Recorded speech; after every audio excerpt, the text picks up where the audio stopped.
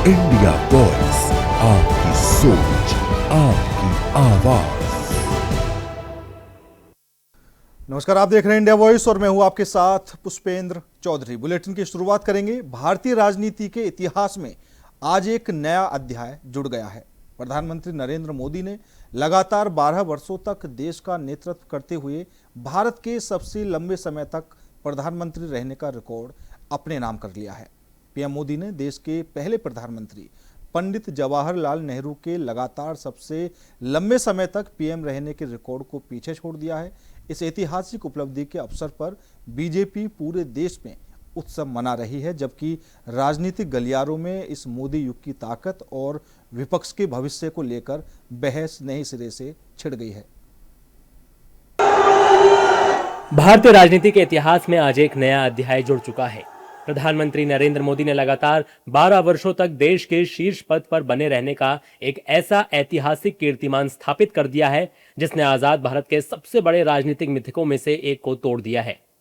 PM Modi ने देश के पहले प्रधानमंत्री पंडित जवाहरलाल नेहरू के लगातार लंबे समय तक पीएम रहने के रिकॉर्ड को पीछे छोड़ दिया है।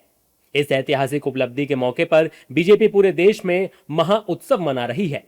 वहीं राजनीतिक गलियारों में मोदी युग की ताकत और विपक्ष के भविष्य को लेकर एक नई बहस छिड़ चुकी है।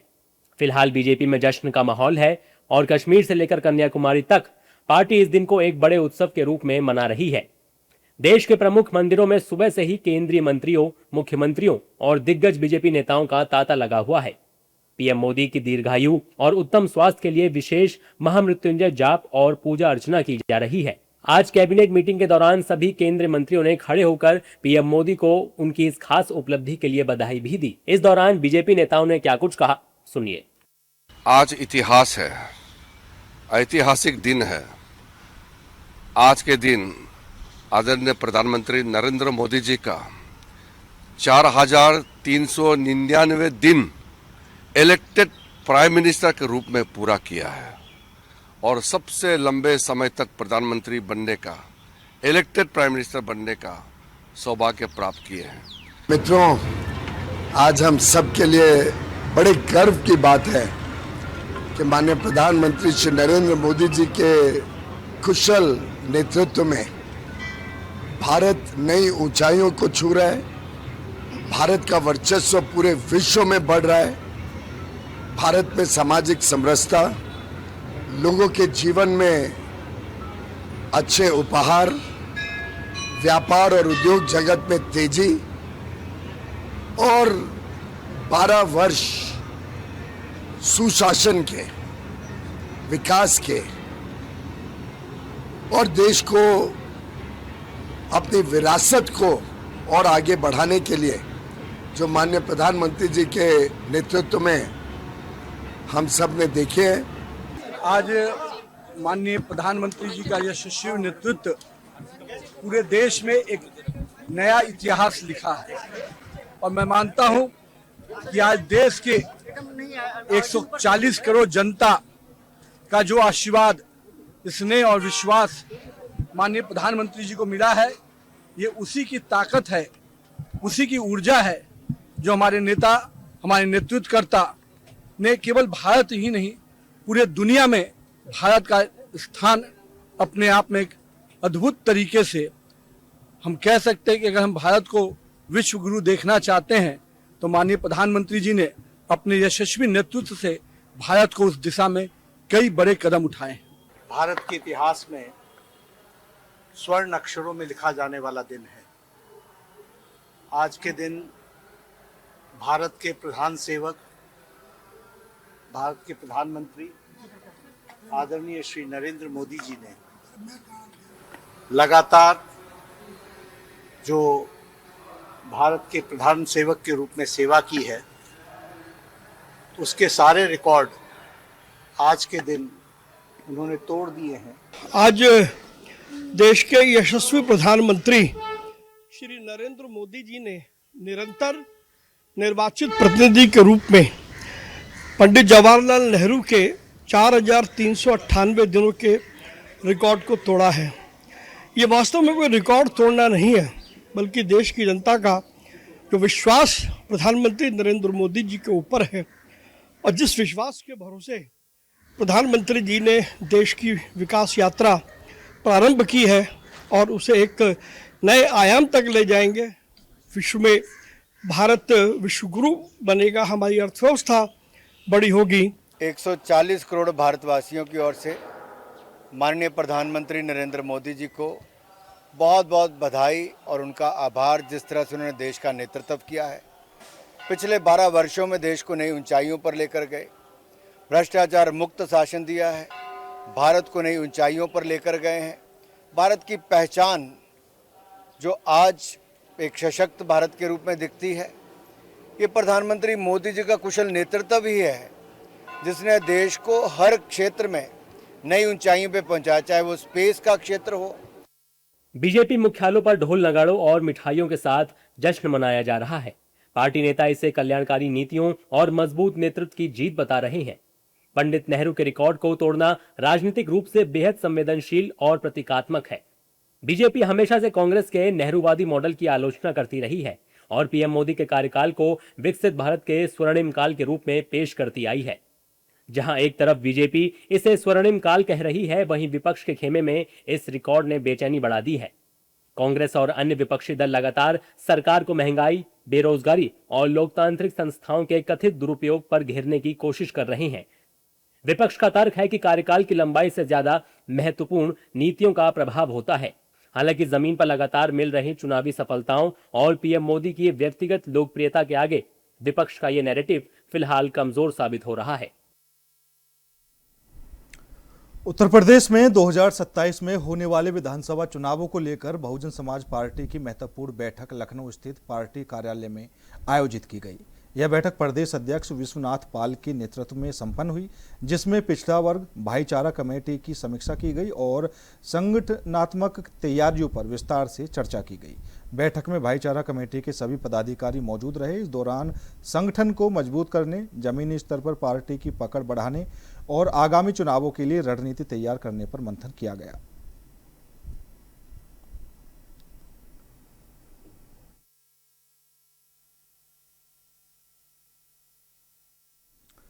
उत्तर प्रदेश के कैबिनेट मंत्री ओम प्रकाश राजभर ने प्रधानमंत्री नरेंद्र मोदी को उनके कार्यकाल के 12 वर्ष पूरे होने पर बधाई दी है। उन्होंने कहा है कि प्रधानमंत्री मोदी के नेतृत्व में देश ने विकास का एक नया दौर देखा है और विभिन्न क्षेत्रों में उल्लेखनीय प्रगति दर्ज की गई है।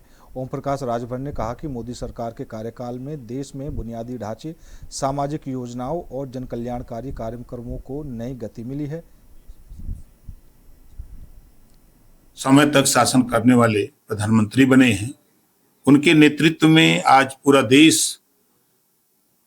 अमीर, गरीब, पिछड़ा, दलित, अल्पसंख्यक सभी लोग विकास के रास्ते पर निकले हैं। चाहे वो रेलवे की कनेक्टिविटी हो, चाहे सड़क की कनेक्टिविटी हो, चाहे आयुष्मान कार्ड गरीबों के इलाज के लिए जो बना हो, चाहे घर घर शौचालय की बात हो बनवाने का, चाहे गांव के विकास की बात हो, हर क्षेत्रों में माननीय प्रधानमंत्री जी ने अतिशयोक्ति एक ऐसा काम किया है जो कभी कोई सोच नहीं सकता था। ऐसा विकास हुआ। आज किसान के खाते में किसान सम्मान निधि सीधे खाते से खाते में जा रही है। जो पेंशन के पैसे जो बीच में बिचौलिए लूट लेते थे, आज सीधे लाभार्थी के खाते से सरकार के खाते में जा रहे हैं। तो आज योजनाएं, जिन नौजवानों को रोजगार नहीं मिला, नौकरी नहीं मिली, उनको रोजगार देने के लिए रोजगार मेले का आयोजन हो रहा है। बिना ब्याज, बिना गारंटी का उनको लोन दिया जा रहा है। तो ये तमाम उपलब्धि हमारे देश के प्रधानमंत्री माननीय नरेंद्र मोदी जी की है। हम उनको अपनी तरफ से, अपनी पार्टी की तरफ से ढेर सारी बधाई देते हैं और ये ईश्वर से प्रार्थना करते हैं कि उनको लंबी उम्र दें, ताकि देश को जो सपना उन्होंने देखा है कि 47 में आत्मनिर्भर भारत और विकसित भारत का जो सपना देखा है उसको पूरा करें। और धन्यवाद।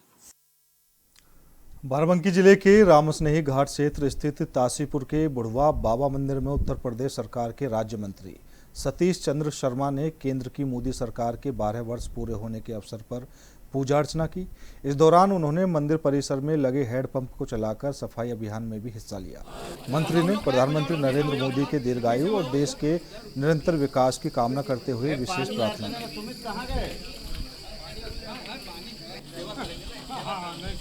देश के यशस्वी माननीय प्रधानमंत्री आदरणीय नरेंद्र मोदी जी अब तक की चुने हुए प्रधानमंत्री के रूप में सर्वाधिक कार्यकाल पूर्ण करने के आज अवसर पर बाराबंकी जनपद के विधानसभा दरियाबाद में पार्टी के सभी पदाधिकारी कार्यकर्ता और क्षेत्रीय जनमानस द्वारा जो है कल्याणी नदी के तट पर बुढ़ा बाबा मंदिर पे आज उनके शतायु दीर्घायु और उज्जवल कार्यकाल की शुभकामनाओं को प्रेषित करने के लिए यहाँ पर विशेष पूजन कार्य यहाँ पर आयोजन किया गया था।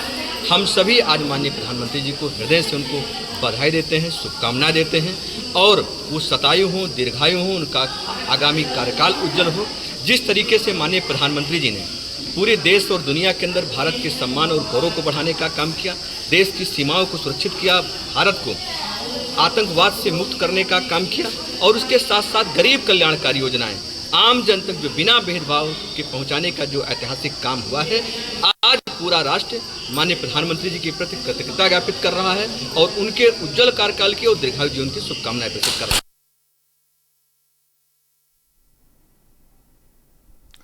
अयोध्या में बीजेपी प्रवक्ता डॉक्टर रजनीश सिंह ने कहा कि उन्होंने प्रधानमंत्री को पत्र लिखकर श्री राम जन्मभूमि तीर्थ क्षेत्र ट्रस्ट से जुड़े मामलों की स्वतंत्र एजेंसी से जांच कराने की मांग की है।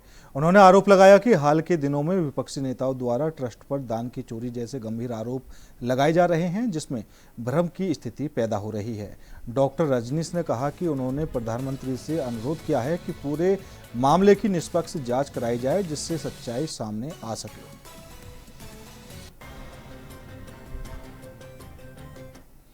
आदरणीय प्रधानमंत्री जी को संबोधित करते हुए एक पत्र लिखा है, जिसमें ये मांग की है, क्योंकि आप देख रहे होंगे कि विपक्ष के तमाम नेताओं के द्वारा इधर बीते सप्ताह से राम जन्मभूमि तीर्थ ट्रस्ट के ऊपर एक अनैतिक तरीके का अनर्गल आरोप लगाया जा रहा है, जिसमें उन्होंने कहा है कि चंदा चोरी जैसे कृत्य ट्रस्ट के द्वारा किए गए। तो मैंने प्रधानमंत्री से मांग की है कि इस प्रकरण की संपूर्ण जाँच जो है किसी एक एजेंसी से करा ली जाए, जिससे सच्चाई सामने आ जाए, क्योंकि जो विपक्ष एक नैरेटिव गढ़ने का प्रयास कर रहा है, वो नैरेटिव सेट ना होने पाए और इस दूध का दूध पानी का पानी हो जाए। अब महिपाल का इंटरव्यू मैंने भी देखा है, महिपाल ने तो बड़े चौंकाने वाले खुलासे किए हैं, लेकिन मुझे एक चीज ये नहीं समझ में आ रही कि महिपाल अभी तक सो रहे थे क्या? महिपाल ने इसकी शिकायत क्यों नहीं की? लेखाधिकारी रहते हुए वो इस चीजों को देखते रहे, ये मुझे नहीं समझ में आता है। उनको इतनी देर से करने का कारण, देरी का कारण क्या है, तो महिपाल बता सकते हैं। और मुझे नहीं लगता है कि महिपाल अगर इसी जान के बिना शिकायत किए बैठे तो वो शामिल नहीं होंगे, हो सकता है वो भी उसमें शामिल हो। बागपत में व्यापारियों की दोहरी हत्या के मामले पर कांग्रेस प्रवक्ता सुरेंद्र राजपूत ने तीखी प्रतिक्रिया दी है। उन्होंने कहा है कि राज्य में कानून व्यवस्था की स्थिति बेहद खराब है और जंगल राज की स्थिति बन चुकी है, जहां अपराध पर नियंत्रण नहीं रह गया है। सुरेंद्र राजपूत ने आरोप लगाया कि पुलिस का राजनीतिकरण हो चुका है और अपराधियों को संरक्षण मिल रहा है। राजनीतिकरण हो चुका है। उत्तर प्रदेश में जंगल राज की पराकाष्ठा है। भारतीय जनता पार्टी से संबंधित अगर कोई भी व्यक्ति है वो किसी को भी मार सकता है, ऐसे आरोप लगते हैं। क्योंकि उत्तर प्रदेश की पुलिस पूरी तरीके से क्या राजनीतिकरण हो चुका है।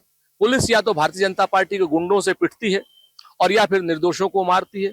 पुलिस के संरक्षण में और भारतीय जनता पार्टी के संरक्षण में अपराधी व्यापारियों को मार रहे हैं, लेकिन मीडिया मैनेजमेंट के कारण ये सारी बातें आगे बाहर नहीं आती हैं। लेकिन अब सत्य सामने आ रहा है कि उत्तर प्रदेश में अस्पतालों में भी हत्याएं हो रही हैं।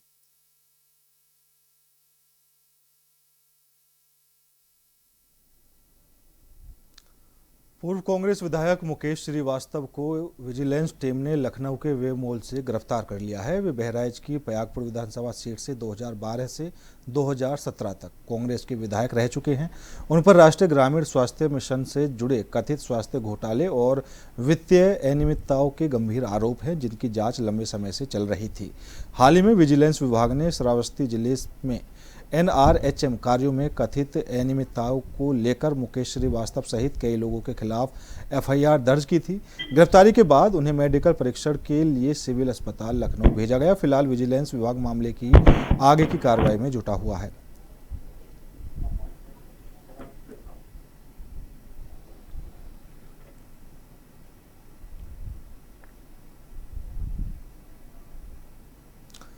इटावा में स्वास्थ्य विभाग में भ्रष्टाचार के खिलाफ बड़ी कार्रवाई करते हुए कानपुर विजिलेंस टीम ने डिप्टी सीएमओ और रजिस्ट्रेशन प्रभारी डॉक्टर श्रीनिवास यादव को 55,000 रुपये की रिश्वत लेते हुए रंगे हाथ गिरफ्तार कर लिया है। इस कार्रवाई के बाद स्वास्थ्य विभाग में हड़कंप मच गया है। जानकारी के अनुसार श्रीजी डायग्नोस्टिक सेंटर के पंजीकरण और अनुमति देने के एवज में आरोपी अधिकारी द्वारा 3 लाख रुपए की रिश्वत मांगी गई थी। शिकायतकर्ता नवीन पहले ही 2 लाख रुपए दे चुका था, जबकि शेष रकम लेते समय विजिलेंस टीम ने जाल बिछाकर आरोपी को पकड़ लिया। गिरफ्तारी के बाद आरोपी से पूछताछ की जा रही है और मामले की आगे की कार्रवाई जारी है।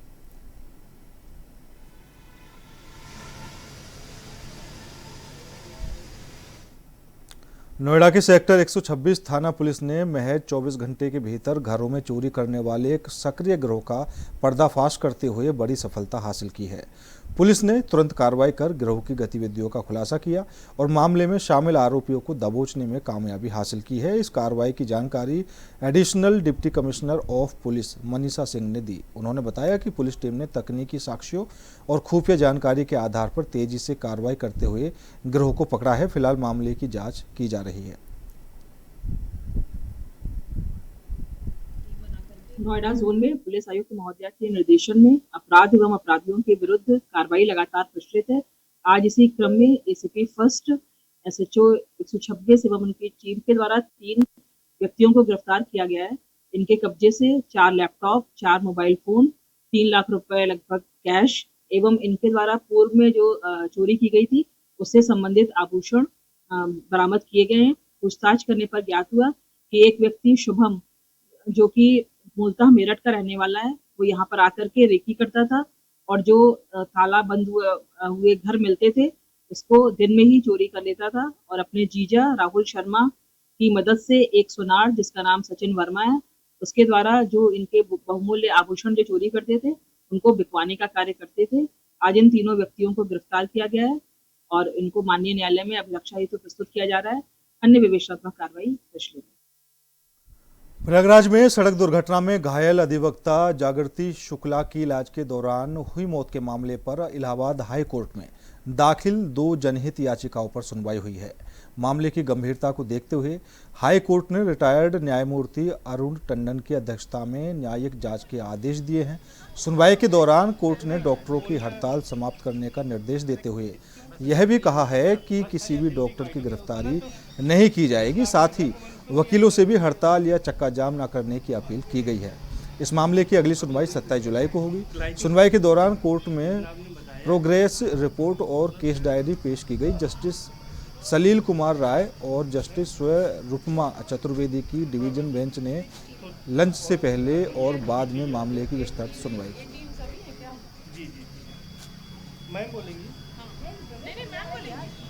हमारी जो साथी अधिवक्ता थी जागृति शुक्ला जी, उनका बड़ा वैसा उनका निधन जिस तरह से हुआ, जिन हालात में हुआ, उन लोगों के लिए बड़ा ही दुखद था। उन्होंने एक PIL फाइल की थी, एक बार की तरफ से, एक बार एसोसिएशन की तरफ से थी और एक कुछ लेडी लॉयर्स ने फाइल की थी और दोनों को कनेक्ट करके कोर्ट ने उसका कॉग्निजेंस लिया और उस पर पहले बिफोर लंच उन्होंने उसको किया और ये इस बात पे हम सब एग्री हुए कि हाँ, कोर्ट एक जुडिशियल इंक्वायरी के लिए रिटायर्ड जज of the honourable high court को इसकी इंक्वायरी के लिए इसको करेंगे। और हम लोगों ने कुछ रिटायर्ड जजेस के नाम प्रपोज किए थे जिनसे कि कंसेंट लेके उनका अपॉइंटमेंट एज ए इंक्वायरी के लिए उनको दिया जाना था।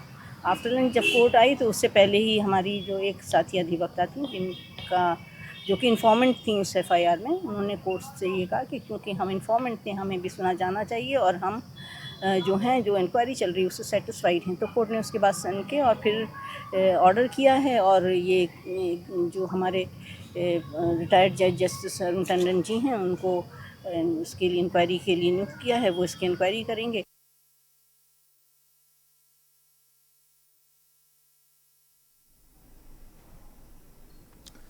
फिलहाल मेरे साथ इस बुलेटिन में इतना ही। बाकी देश और दुनिया की तमाम खबरों के लिए देखते रहिए इंडिया वॉइस।